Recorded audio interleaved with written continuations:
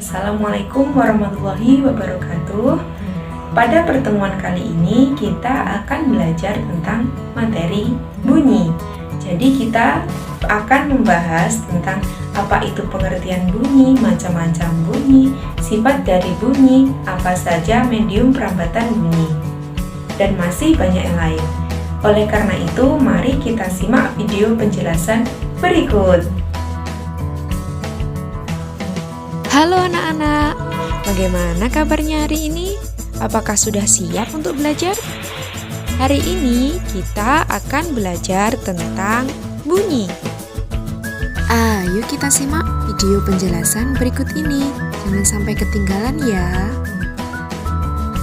Pertama-tama, apa sih bunyi itu?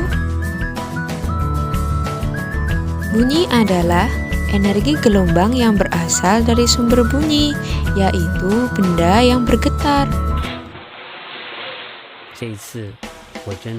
Gelombang bunyi merupakan gelombang mekanik yang dapat merambat melalui medium.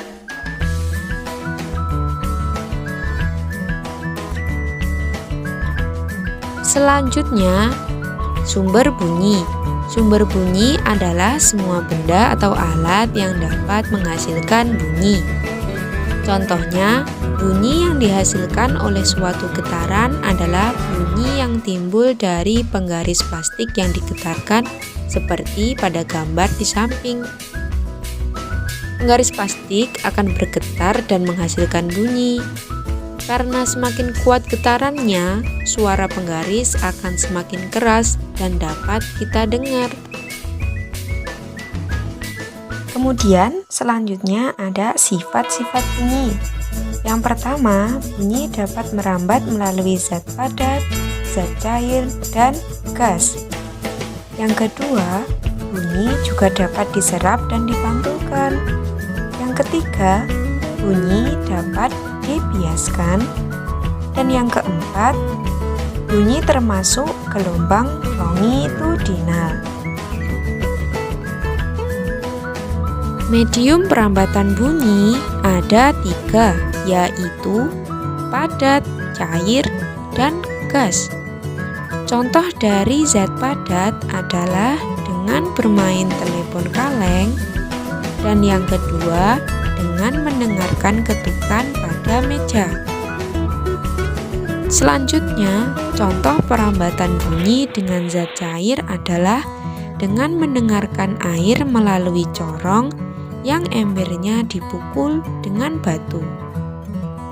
Kemudian, untuk mendengarkan perambatan bunyi melalui zat gas adalah dengan bunyi lonceng atau dengan berbicara bersama teman.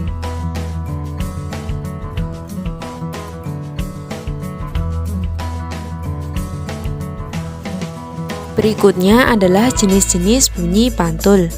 Yang pertama, bunyi pantul yang memperkuat bunyi asli yang biasanya terjadi pada keadaan antara sumber bunyi dan dinding pantul tidak terlalu jauh atau jaraknya kurang dari 10 meter. Yang kedua ada gaung.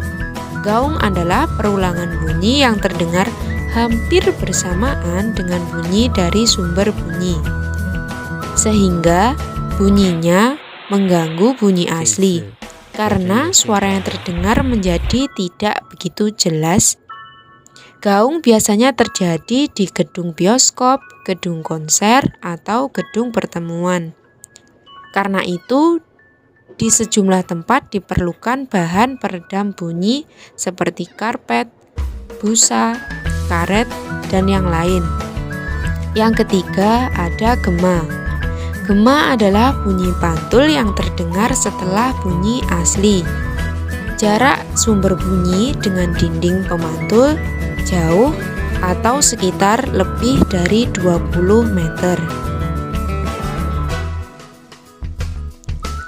Sifat bunyi yang ketiga yaitu bunyi dapat dibiaskan. Contohnya pada fenomena petir.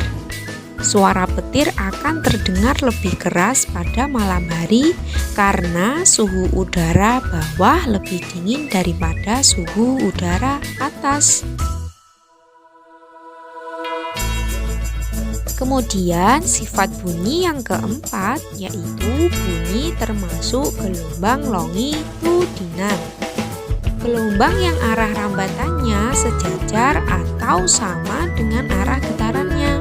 Jadi jika arah getar bunyi ke arah kanan, maka gelombang bunyi juga akan merambat ke arah kanan juga. Selanjutnya, penerimaan bunyi. Penerimaan bunyi dimulai dari telinga manusia mampu mendengarkan bunyi pada rentang 16 Hz sampai 20.000 Hz.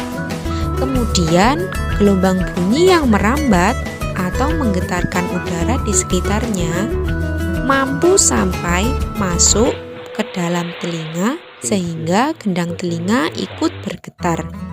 Kemudian, getaran yang timbul pada gendang telinga dapat diubah menjadi sinyal listrik untuk diteruskan ke otak.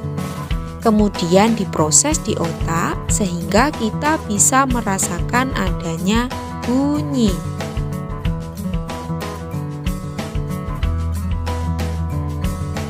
Selanjutnya ada frekuensi bunyi. Frekuensi bunyi memiliki 3 jenis, yaitu pertama infrasonik adalah gelombang frekuensi yang frekuensinya berada di bawah gelombang audiosonik atau sekitar kurang dari 20 Hz.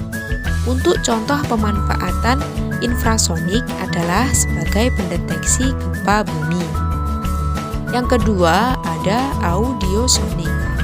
Gelombang bunyi rentang frekuensinya dapat kita dengar yaitu sekitar 20 Hz sampai 20.000 Hz. Yang ketiga adalah ultrasonik, yaitu gelombang bunyi yang frekuensinya di atas gelombang audiosonik atau lebih dari 20.000 Hz. Untuk contoh pemanfaatan gelombang ultrasonik adalah untuk mendiagnosa janin dalam kandungan melalui USG. Itu tadi video penjelasan tentang materi bunyi. Apabila ada kurangnya mohon maaf. Wassalamualaikum warahmatullahi wabarakatuh.